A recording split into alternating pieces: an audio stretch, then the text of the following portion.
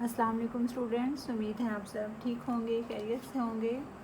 आज का हमारा टॉपिक सदारती निज़ाम के बारे में है। कल हमने प्रेसिडेंशियल पार्लियामेंट्री सिस्टम के बारे में पढ़ा था। आज हम प्रेसिडेंशियल सिस्टम को डिस्कस करेंगे। जैसे कि नाम से ज़ाहिर है, इसका मतलब क्या है कि जिसमें हेड ऑफ़ द स्टेट, आसान सी डेफिनेशन मैं आपको बता रही हूँ। इससे आपको पता चलेगा कि सदारती निज़ाम में और पार्लिमानी निज़ाम में क्या फ़र्क है। तो इसमें हेड ऑफ़ द स्टेट और head of the government president होता है, as contrary to parliamentary form of government where head of the state is president और क्वीन और any person, and head of the government is prime minister. और वहाँ पे head of the state के पास बड़ी nominal powers होती हैं। इसके बरक्स यहाँ पे चूँकि हेड ऑफ़ द स्टेट और हेड ऑफ़ द गवर्नमेंट एक होता है, इसलिए उसके पास अच्छी पावर्स होती हैं, एक्चुअल पावर्स उसी के पास होती हैं।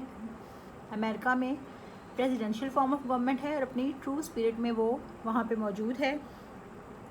अब इस निज़ाम में आइन के तहत सदर के ओहदे की मियाद मुकर्रर होती है और उसको उसकी जो मुद्दत है उससे पहले बरतरफ नहीं किया जा सकता है। और मुआवजे का तरीक़ाकार भी काफ़ी मुश्किल होता है कि सदर को उसके ओहदे से अलग करना नामुमकिन है। और यहाँ पे as contrary to parliamentary system सदर को मुकर्रना के अदम एतमाद का कोई डर नहीं होता है, लिहाजा सदारती हुकूमत बड़ी मजबूत और मुस्तहकम होती है। अब हंगामी हालात में मौजू है ये, ज़ाहिर है कि बड़ी अच्छी हुकूमत है और चूँकि इसमें सदर और सरबराह मुमलिकत और सरबराह रियासत सदर ही होते हैं, उसके पास वसी इंतज़ामी इख्तियारात होते हैं, तो अपनी मर्ज़ी से जो भी फ़ैसला चाहे कर सकता है। और सदर और उसके वज़रा एक इम्पॉर्टेंट चीज़, पार्लियामेंट्री सिस्टम में तो वो मुगन्ना के रुकन होते थे और पार्लियामेंट में से लिए जाते थे, लेकिन यहाँ पे ना तो सदर ना ही उसके वज़रा मुगन्ना के रुकन होते हैं और ना ही वो उसके सामने जवाबदेह होते हैं।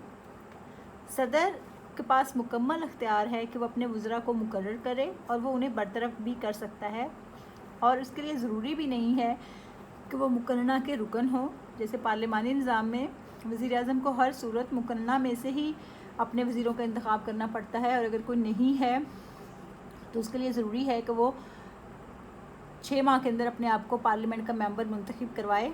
तो यहाँ पे ऐसे कोई भी सिस्टम नहीं है।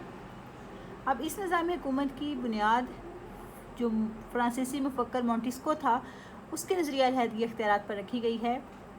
आपको मैंने बताया था कि मॉन्टेस्क्यू एक फ्रांसीसी फ़लसफ़ी था और उस वक्त फ़्रांस में जबर इस्तिबदादियत का दौर था, लोगों की ज़िंदगियाँ ख़तरे में थीं, लोगों के पास कोई राइट्स नहीं थे। तो उसने ये देखने के लिए कि बरतानिया में शहरियों की आज़ादियाँ बड़ी महफूज हैं, तो उसने बरतानिया का विज़िट किया और फिर उसने वहाँ के निज़ाम का बड़ा कीनली जायज़ा लिया, और वो इसके बाद इस नतीजे पर पहुँचा कि वहाँ पे शहरी की आज़ादियाँ इसलिए महफूज हैं कि वहाँ पे हुकूमत के जो शोबे हैं उनमें अलहदगी इख्तियारात मौजूद है। और फिर उसके इस नज़रिया अलहदगी इख्तियारात सेपरेशन ऑफ पावर से मुतासिर होकर जो अमेरिका के कानून साज हैं उन्होंने इस निज़ाम को अपने लिए चुना। लेकिन बात यह है कि जो मॉन्टेस्क्यू ने बरतानवी निज़ाम का जायज़ा लिया उसकी बुनियाद ही गलत थी, क्योंकि आपको पता है बरतानिया में पार्लिमानी निज़ाम है और जितना मुकन्ना और इंतज़ामिया के दरमियान हम आएंगी वहाँ पाई जाती है, इतना किसी भी और मुल्क में नहीं पाई जाती है। उसके बाद इसकी खसूसियात हैं, ये एक क्वेश्चन है खसूसियात का, ये हम आज पढ़ेंगे, और इसकी खूबियाँ और ख़ामियाँ वो आप इससे खुद ड्राइव करेंगी, क्योंकि मैंने आपको बताया था कि जो खूबियाँ और ख़ामियाँ हैं वो खसूसियात का मजमुआ होता है। खसूसियात में से आप खूबियाँ और ख़ामियाँ निकाल सकते हैं और उसको डिफ़ाइन कर सकते हैं, बशर्ते कि आपको किसी भी जो सिस्टम है उसकी अच्छे से समझ आ जाए। तो इसमें पहला है सरबराह हकीकी इख्तियारात का मालिक होता है। मैंने भी आपको बताया कि हेड ऑफ़ द स्टेट और हेड ऑफ़ द गवर्नमेंट जो है वो प्रेसिडेंट होता है, और उसके पास सिर्फ नॉमिनल पावर्स नहीं होती बल्कि एक्चुअल पावर्स भी उसी के पास होती हैं।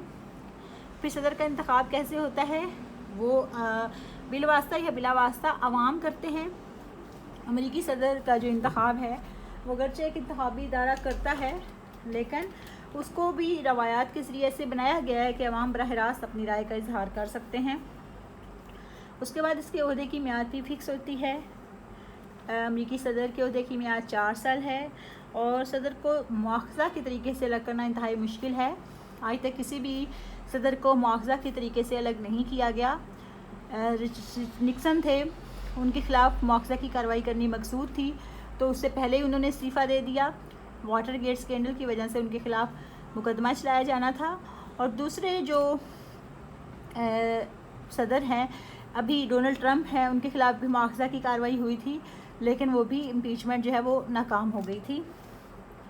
اس کے بعد سپریشن آف پاور ہے، جیسے کہ میں نے بھی آپ کو بتایا کہ صدارتی نظام کی بنیاد ہی مونٹسکو کے نظریہ علیحدگی اختیارات پر رکھی گئی ہے، جس کی روح سے صدر انتظامی سربراہ ہے، ہیڈ آف ایگزیکٹو ہے. تو جو لیجسلیچر ہے وہ قانون سازی کے کام انجام دیتی ہے اور عدلیہ کے پاس عدالتی اختیارات ہوتے ہیں.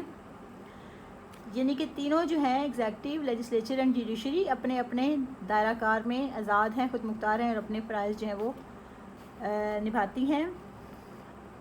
اس کے بعد وزراء کی حیثیت ہے.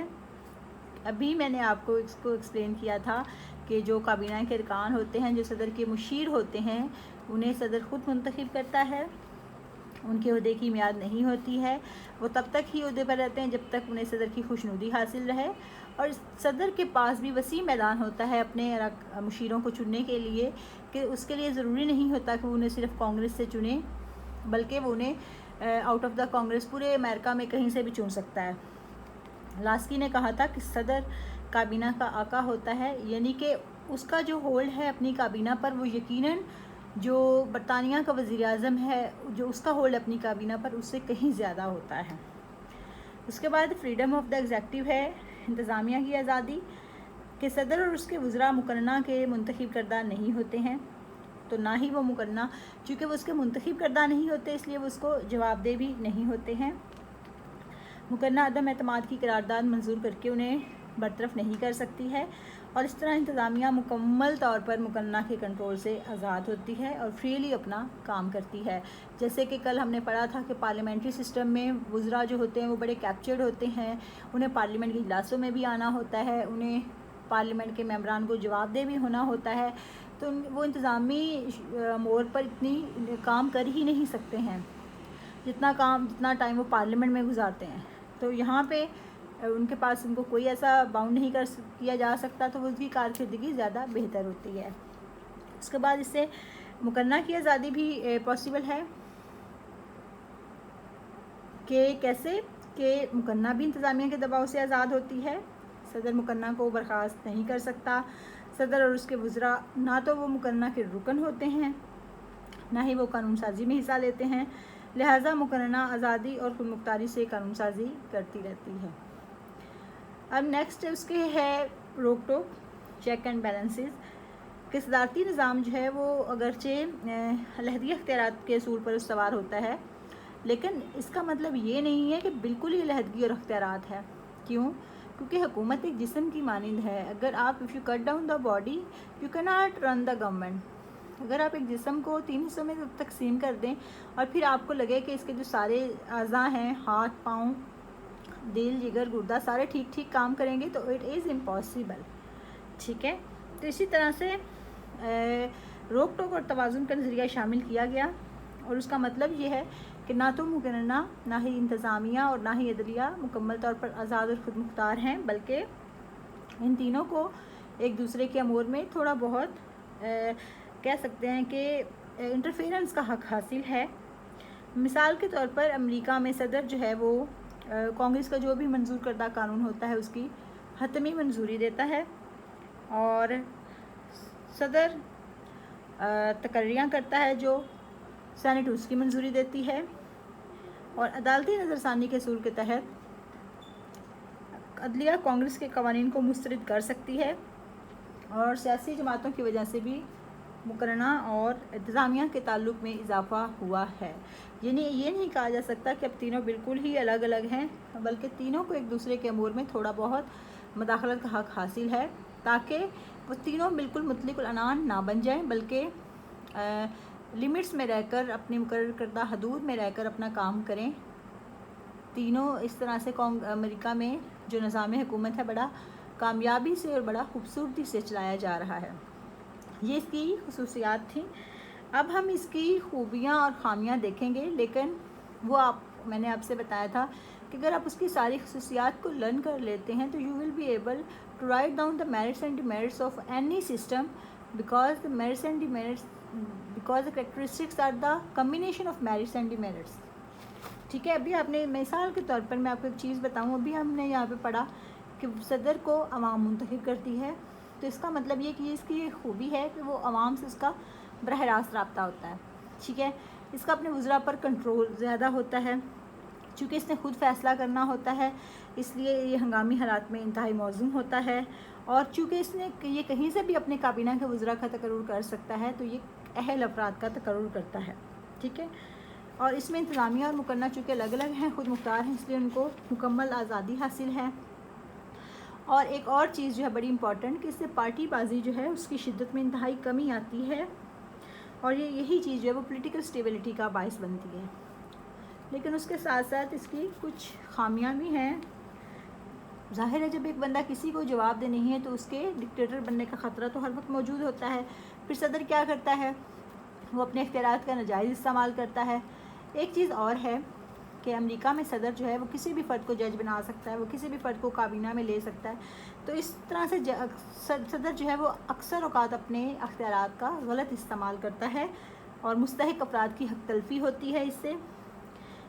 پھر چونکہ انتظامیہ اور مقننہ آپس میں ان کا کوئی کوآرڈینیشن نہیں ہوتا، تو ان میں اکثر اوقات جو ہے وہ ٹکراؤ کی کیفیت پیدا ہو جاتی ہے. امریکہ میں جو ولسن تھا اس نے امریکی کانگریس کو مفلوج بنا کر رکھ دیا تھا. اور اسی طرح جب کلیولینڈ صدر تھا تو اس وقت بھی 4 سال میں 414 دفعہ حق استرداد استعمال کیا گیا، مطلب ویٹو کی پاور استعمال کی گئی. ویٹو کی پاور سے مراد یہ ہے کہ کانگریس جو قانون بناتی ہے اسے صدر کے پاس بھیجتی ہے اس کی حتمی منظوری کے لیے. تو president has power to veto that part of legislation جو اسے پسند نہیں ہے. تو اگر وہ اس کو ویٹو کر دیتا ہے تو وہ دوبارہ کانگریس میں آتی ہے، کانگریس سے پاس ہونے کے بعد وہ دوبارہ صدر کے پاس جاتی ہے. تو یہ پروسیس چلتا رہتا ہے.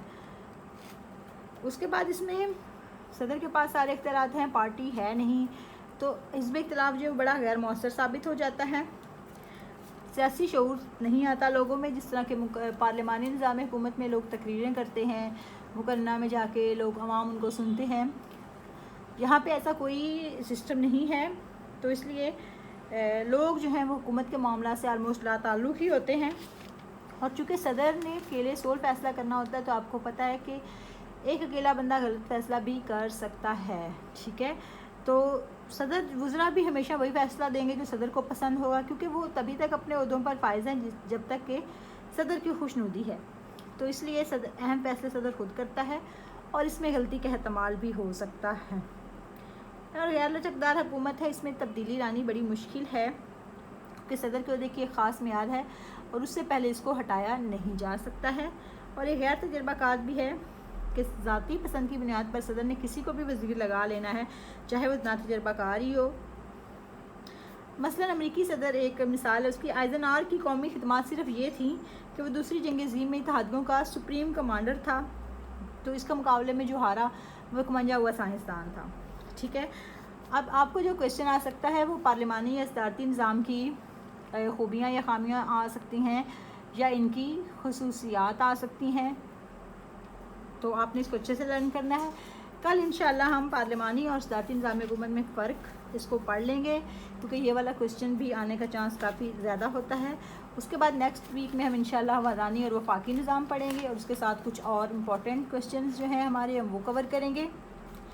اس کے علاوہ بھی تھرڈ ایئر اگر آپ کو کوئی کویشچن سمجھ نہیں آیا یا آپ کسی کویشچن کو ریپیٹ کرنا چاہتے ہیں تو پلیز مجھے میسیج کریں، اور پلیز آپ اپنی اٹینڈنس کو یقینی بنائیں. آپ کی attendance 30 to 40 students per day ہے، اس سے اوپر یہ نہیں جا رہی ہے. And I am worried about you, I am literally worried about you. You please show some responsibility and please mark your attendance. Thank you so much.